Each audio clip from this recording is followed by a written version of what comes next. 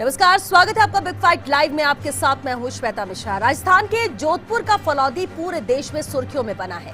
वजह सट्टा बाजार नहीं बल्कि वो जेल है जिसकी सलाखों से 16 कैदी फरार हो गए। फरार भी ऐसे कि पुलिस ढूंढने में लगी है। 24 घंटे हो गए हैं लेकिन एक कैदी तक पुलिस नहीं पहुंच पाई। तो क्या पुलिस का नेटवर्क और जेल की सुरक्षा दोनों एक जैसी है, जहां कैदियों को कंट्रोल कर पाना मुमकिन नहीं है? सवाल यह भी है कि इनमें से कई हत्या के आरोपी हैं तो कई हत्या की कोशिश के आरोपी। अगर इन्होंने किसी वारदात को अंजाम दिया तो फिर जिम्मेदार कौन होगा? सवाल यह भी है कि जेल में जिन कर्मचारियों को संदिग्ध मारा गया है उनके खिलाफ आपराधिक मामला दर्ज क्यों नहीं किया गया? क्यों ना कहा जाए कि जेल में खेल और सिस्टम फेल है।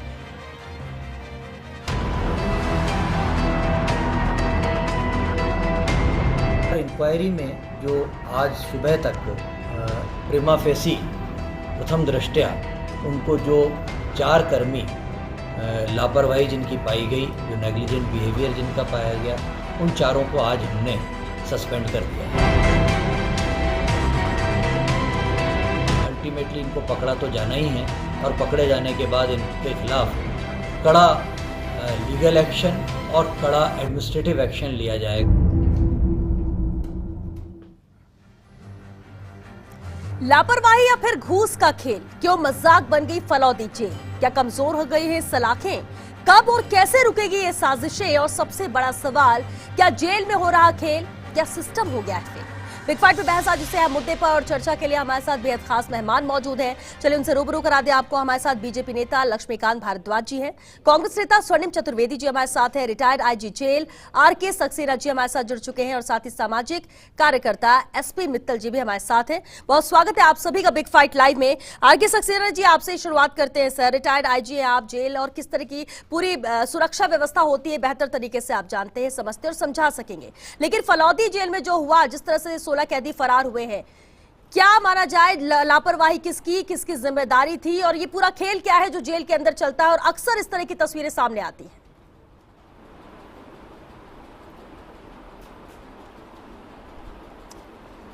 श्वेता जी, धन्यवाद मुझे बुलाने के लिए जी।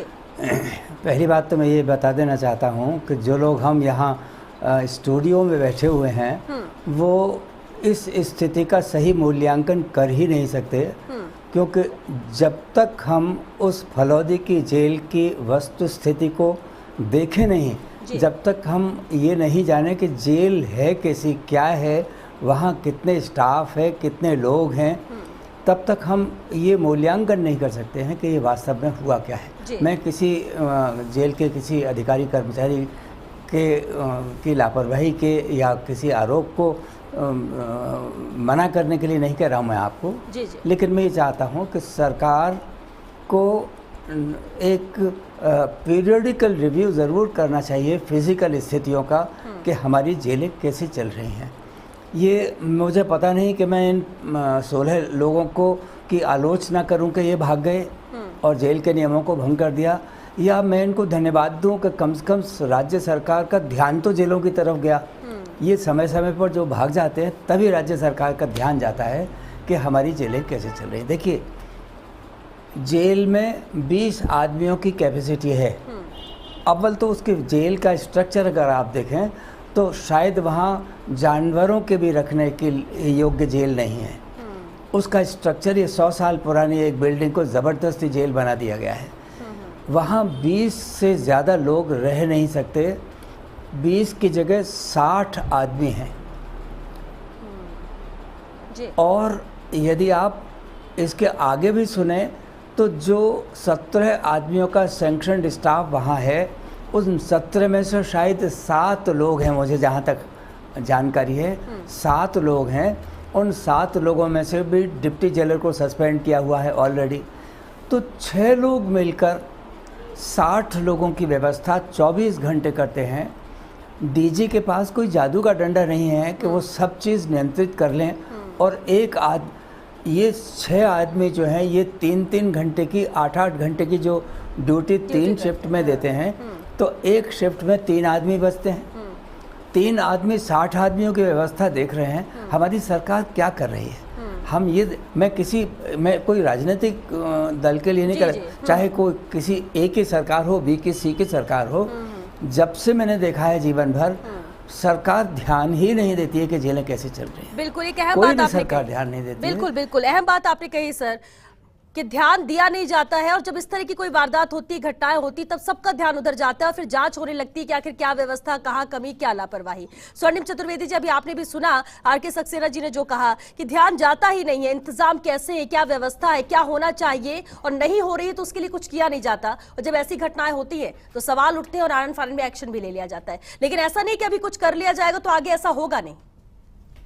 देखिए श्वेता जी, मैं आपको ये बताना चाहता हूँ कि जब हमारी सरकार सत्ता में आई थी तभी उससे पहले अगर आपने अखबारों की सुर्खियां या आपके चैनल की सुर्खियां ये होती थी कि फलाने जेल में मादक पदार्थ पकड़े गए, सिम कार्ड मिल रहे हैं, मोबाइल मिल रहे हैं, मोबाइल से किसी ने फेसबुक पे अपनी फोटो अपलोड कर दी है। इसी को लेकर के हमारी सरकार ने बड़ी गंभीरतापूर्वक ऑपरेशन फ्लश आउट चलाया और ऑपरेशन फ्लश आउट चला करके हमने करीब देखिए 10,300 से अधिक जो है रेड्स हम कर चुके हैं, जिसमें अनेक हमने ये जो कहना चाहिए कि जो ये बैंड कॉन्ट्राबैंड्स हैं और या फिर जो इक्विपमेंट्स हैं इनको हमने जब्त किया, ये क्लीन करने का हमने कार्य किया। और सबसे बड़ी बात यह है कि इसमें जो लिप्त थे जो पुलिसकर्मी, 200 से अधिक पुलिसकर्मियों के खिलाफ विभागीय कार्रवाई भी जारी है और ये लगातार चल रहा है। अभी कुछ ही दिन पहले इस जेल में भी इसी तरह की कार्रवाई हुई थी जिसमें डिप्टी जेलर को सस्पेंड भी किया गया। लेकिन ये सारी चीजें कहीं ना कहीं ऐसा है कि पुराना खेल चला आ रहा था और इसको सुधारने के लिए ही ये सारी कार्रवाइयां चल रही थी और इन्हीं को लेकर के लगातार हमारे द्वारा जो कर्मी जिनकी संलिप्तता अपराधियों के साथ थी उनको नौकरी से करीब ये मानिए 3 से अधिक लोग तो बर्खास्त हो चुके हैं अभी पिछले 3 महीने में और करीब 200 करीब लोगों के खिलाफ कार्रवाई जारी है। स्वर्णिम जी, अभी आपने कहा कि पुराना खेल चल रहा था जिसको ठीक करने की कोशिश की गई और उसी कड़ी में आपने कहा कि कुछ एक्शन भी लिए गए, लेकिन अब ये भागे, लेकिन अभी ठीक करने की कोशिश की जा रही है। स्वर्णिम जी, आपने जो कहा उसी में लक्ष्मीकांत जी इससे जवाब लेंगे, क्योंकि लक्ष्मीकांत जी ये पहले पुराना खेल चल रहा था, यानी पिछली सरकार पर सवाल कि पहले भी ज्यादातर मामले आते थे, अभी वो मामले कम हुए, लेकिन अभी जो हुआ फलौदी जेल में और इस पूरे घटनाक्रम को लेकर सवाल आप किस पर उठाएंगे? देखिए 2.5 साल हो गए इस सरकार को आए हुए और 2.5 साल बाद कोई सरकार का प्रवक्ता ये कहे कि हमने कोई पिछली सरकार के समय की व्यवस्थाएं थी जिसकी वजह से सब कुछ हो गया, तो मुझे लगता है कि इससे बड़ी हंसने की बात कोई दूसरी हो नहीं सकती है। राजस्थान का दुर्भाग्य क्या है? राजस्थान का दुर्भाग्य ये है कि पिछले 2.5 साल में देश का पहला ऐसा राज्य है जहां पर प्रॉपर गृह मंत्री नहीं है, मुख्यमंत्री गृह मंत्री नहीं बनाते। आप ये बताइए कि कांग्रेस पार्टी सरकार में है और कांग्रेस पार्टी को अगर कोई गृह मंत्री बनेगा तो भारतीय जनता पार्टी का तो बनेगा नहीं, किसी दूसरे दल का बनेगा नहीं। तो राजस्थान के मुख्यमंत्री प्रॉपर गृह मंत्री की नियुक्ति राजस्थान में क्यों नहीं करते? पहला काम। दूसरी बात यह है कि आप किसी दूसरे पर आरोप लगाने से पहले आपने अभी बड़ी बात कही है, मैं आपको शेखावाटी के अखबारों की सुर्खियां बता दूं, इतने लोगों की कंप्लेंट बता दूं कि हत्याएं होती हैं। लॉरेंस विस्लोई गैंग ने हत्या की और फेसबुक के ऊपर अपलोड कर दिया कि साहब लॉरेंस विस्लोई ने हत्या की क्योंकि तू ज्यादा बोल रहा था। लॉरेंस विस्लोई जेल में से कर रहा है ये सब काम। शेखावाटी में चले जाइए, शेखावाटी की जेलों से उगाई का धंधा चलता है और जो लोग देखिए श्वेता जी, शायद मुझे बोलने दीजिए कि इन सब को जेलों से मैं आपके बीच में नहीं बोला, बोलने दीजिए मुझे। लेकिन ये मामले आते हैं, ये मामले आते हैं सामने। शिफ्ट करके आपने जेल में ही भेजा होगा साहब। बिल्कुल, और सबसे अधिक अगर जेलों से भागने के मामले हैं ना, तो वो जेलों से सबसे अधिक भागने के मामले आपकी सरकार के दौरान ही। देखिए पूर्ववर्ती सरकार के दौरान उसके आधे मामले राजस्थान के थे। आप आंकड़े देखिए, आप ही की सरकार द्वारा जारी किए आंकड़े। किशनगढ़ में जिस तरह का मर्डर हुआ, एक विधायक के बेटे के हत्या के जुल्म में जो अपराधी था उसका मर्डर हुआ और उसको फेसबुक पे जेल से अपराधी ने स्वीकार किया कि मैंने हत्या की है। आप बताइए इससे बड़ा मखौल इस राजस्थान प्रदेश का क्या होगा? और केवल जेल की बात नहीं है, लॉ एंड ऑर्डर की सिचुएशन पूरे प्रदेश में इस तरह की बनी हुई है जिसकी जिम्मेदारी लेने के लिए राजस्थान की सरकार में कोई तैयार नहीं है। आप देख लीजिए क्राइम की स्थिति क्या है। 80,000 मुकदमे दर्ज हुए हैं महिलाओं के खिलाफ अपराध के पिछले 1 साल में, जिसमें खाली 12,000 मुकदमे रेप के हैं। यह राजस्थान की शर्मनाक स्थिति, पूरे देश में नंबर 1 है रेप में राजस्थान। महिला अत्याचार में नंबर 1 है, बाल तस्करी में नंबर 1 है। और कौन सी लक्ष्मीकांत जी आपकी सरकार यहाँ सवाल ये नहीं उठ रहा है। स्वर्णिम जी बात सुनिए सर। लक्ष्मीकांत जी एक मिनट, यहाँ सवाल ये नहीं उठ रहा है। स्वर्णिम जी लक्ष्मीकांत जी बात सुनिए बात सुनिए, आप दोनों ही बात सुनिए। स्वर्णिम जी, यहाँ सवाल ये नहीं उठ रहा है कि हमारी सरकार में ज्यादा हुआ या आपकी सरकार में कम हुआ। देखिए जो भी सरकारें आती, कोई नहीं चाहेगी कि इस तरह की चीजें हो, कोशिश हर सरकारों की रहती है और इसलिए हम सवाल जरूर उठा सकते हैं, आरोप भी लगा सकते हैं। लेकिन आज सवाल ये है कि ऐसा हो क्यों रहा है, कहाँ लापरवाही है, जितने कैदी हैं क्या उतनी क्यों नहीं रखी गई, जिससे आर.के. सक्सेना जी ने स्थिति बताई कि ऐसा होता है। अब ऐसे में जिम्मेदारी आप न तो तय कर सकते हैं, लापरवाही भी होगी, आप एक्शन भी लेंगे तो इसके आगे नहीं होगा, इस पर भी नहीं हम रोक सकते हैं। एसपी मित्तल जी भी हमारे साथ हैं, सामाजिक कार्यकर्ता। एसपी मित्तल जी, देखिए आपने भी देखा होगा बहुत सारे मामले सामने आते हैं, हम सरकार पर सवाल नहीं उठा सकते कि इसकी सरकार में ज्यादा हो रहा है या पहले कम होता था, हो तो लगातार रहा है। पहले हम ये भी देखते थे किस तरह से मोबाइल मिलते हैं, सिम कार्ड मिलते हैं जब अचानक चेकिंग होती है, और ये बिना मिली भगत के जेल प्रशासन के नहीं हो सकता। अगर एक दो लोग भी मिल जाएंगे कैदियों के साथ तो उनको तो सफलता मिलनी है, और इसलिए ये सब चीजें होती हैं। क्या वजह आप मानते हैं जो फलौदी में हुआ?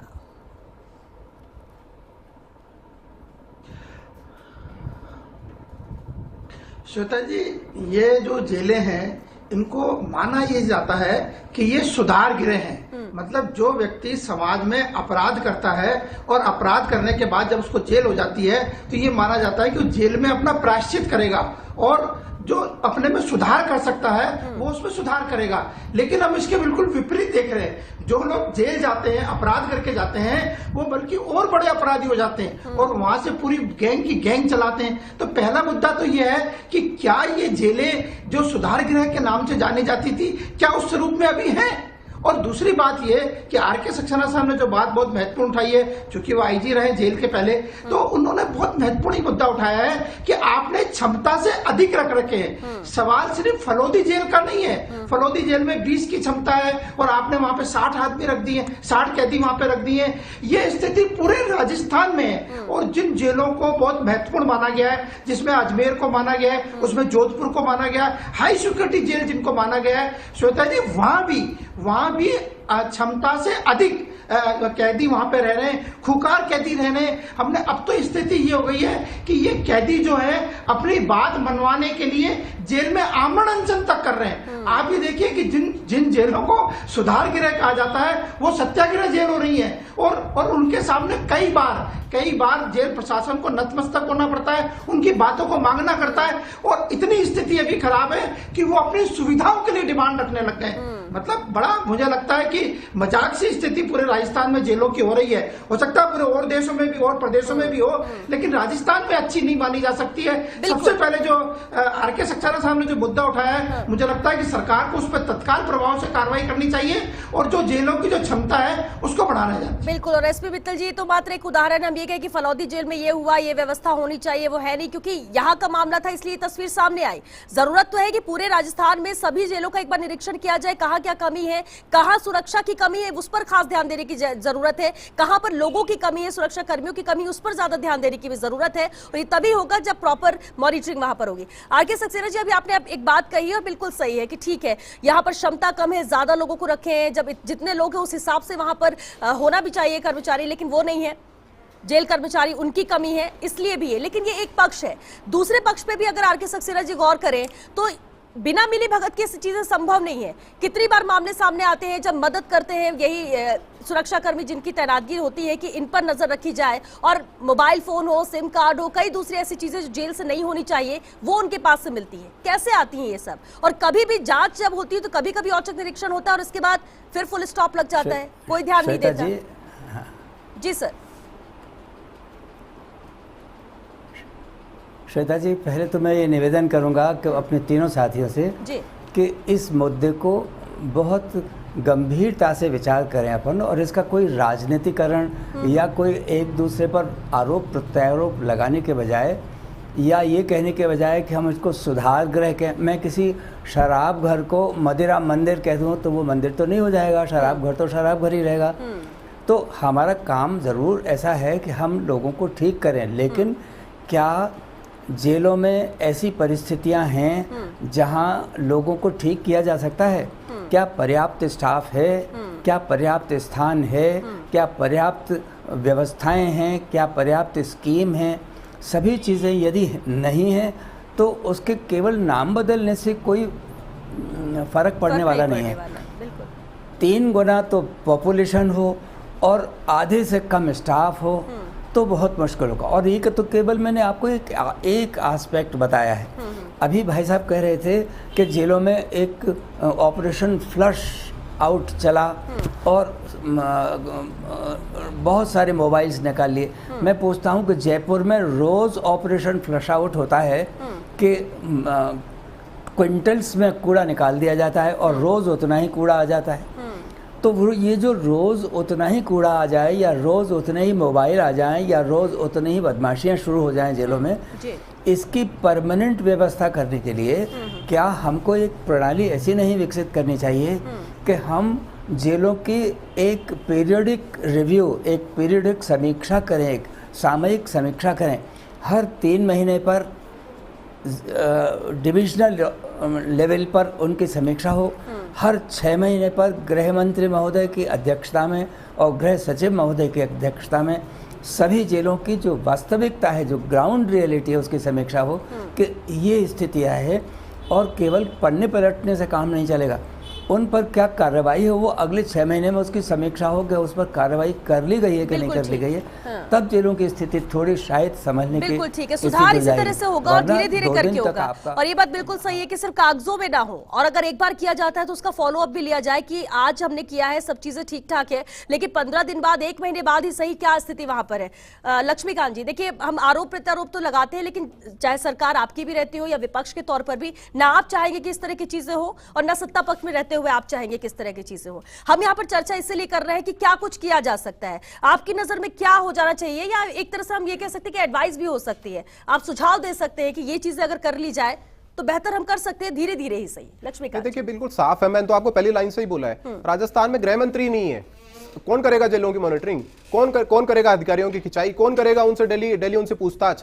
अधिकारियों से अगर आप पूछताछ नहीं करोगे, अधिकारियों से पर डे की रिपोर्ट अगर आप नहीं लोगे, तो लेने वाला व्यक्ति तो गृह मंत्री है ना, वो है ही नहीं राजस्थान में, तो यही हाल होना है। तो सबसे पहले राजस्थान के मुख्यमंत्री खुद निभा रहे हैं। मुख्यमंत्री क्या क्या करेंगे, मुख्यमंत्री क्या क्या करेंगे मुझे बताइए ना, मुख्यमंत्री क्या क्या करेंगे, वो तो फोन टेप करते हैं। आप मुझे बताइए, गृह मंत्री का जो काम है वो तो गृह मंत्री को ही करना है ना, आपकी सरकार है, आपके पास एमएलए, आप क्यों नहीं बनाते गृह मंत्री? 2.5 साल हो गए, किसी सरकार में देखा ऐसा कभी हुआ? लेकिन क्योंकि राजस्थान की स्थिति बद से बदतर होती जा रही है, इसलिए जरूरत सबसे पहली है कि राजस्थान में एक पूर्णकालिक गृह मंत्री की नियुक्ति हो। और श्वेता जी, मैं ये बताना चाहता हूं मेरे भाई को लेकर कि हमारे मुख्यमंत्री जो सरकार के मुखिया हैं वो गृह मंत्रालय भी संभाल रहे हैं, और ऐसा पहली बार नहीं हुआ कि गृह मंत्री जो है मुख्यमंत्री। अरे साहब 2.5 साल हो गए सर, 2.5 साल हो गए सर, 5 साल हो, बताओ ना आपको कौन सा? अरे आपके पास गृह मंत्री लायक आदमी नहीं है, आपके पास है नहीं क्या गृह मंत्री के लायक आदमी? आप ये बताइए, आपकी पार्टी को क्या समस्या है? कैलिबर नहीं है कि गृह मंत्रालय को चला सके, है नहीं? हमारी सरकार में हमारा प्रेरोगेटिव है कि हम किसको गृह मंत्री बनाएं, लेकिन लक्ष्मीकांत जी, आप ये कह रहे कि सिर्फ गृह मंत्री हो जाए तो ठीक हो जाएगा? जनता पार्टी का बनेगा गृह मंत्री अगर किसी को अलग से बना दिया जाए तो सब कुछ ठीक हो जाएगा क्या? लक्ष्मीकांत जी, अगर गृह मंत्री बना दिया जाए, अलग से प्रदेश में जिम्मेदारी दे दी जाए तो क्या सब कुछ ठीक हो जाएगा? आपको लग रहा है? अरे आप तो लेकिन मैं छोटी सी चीज इनको बता देता हूं कि इनके सरकार के दौरान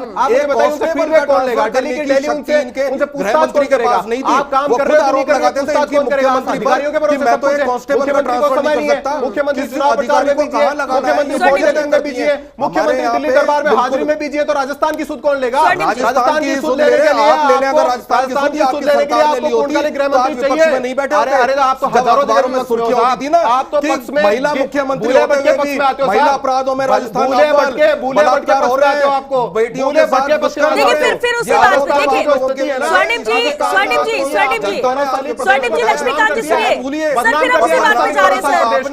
जब दलित महिला, दलित बालिका डेल्टा में उसके कहां डेटा में की बात करते हो? 15 साल की दलित बच्ची के साथ 4 दर्जन समुदाय विशेष के लोगों ने बलात्कार किया इस केस में, आपको मुख्यमंत्री नहीं दिया, आपको मंत्री नहीं दिया। ठीक है स्वर्णिम जी, लक्ष्मीकांत जी सुनिए, लक्ष्मीकांत जी सुनिए सर, लक्ष्मीकांत जी आप उठाए सवाल, सुनिए आप सुनिए, लक्ष्मीकांत जी बात सुनिए सर, लक्ष्मीकांत जी आप अगर से बात नहीं करेंगे तो चर्चा कैसे होगी? स्वर्णिम जी 1 मिनट, फिर उसी बात पर आगे कि क्या हो रहा है जब मुख्यमंत्री किसके थे? ठीक है, गृह मंत्री आपने कहा आप चाहते हैं, बीजेपी बोल रही है कि हाँ होना चाहिए, पहले भी आप लोग ने सवाल उठाया, लेकिन लगातार मॉनिटरिंग करते हैं, बैठ के लेते हैं, और इसके बाद जिसकी जिम्मेदारी है उस पर भी ध्यान देना चाहिए। और अगर जेल प्रशासन है, सवाल जेल प्रशासन पर उठ रहा है, वहां पर कमी अगर स्टाफ की भी तो उस पर कुछ करना चाहिए, बातें सामने रखी जानी चाहिए। ऐसा नहीं कि जितने लोग हैं उतने में जैसे तैसे चल रहा है, और जब ऐसा होता है तो फिर कैदी मौका मिलेगा तो वो फरार भी होंगे। एसपी मित्तल जी, एक बात बार बार आ रही है कि गृह मंत्री अलग से नहीं है और इसी वजह से उतना ज्यादा ध्यान इस मंत्रालय में नहीं दिया जा रहा है, क्या आप इस बात से एग्री करते हैं?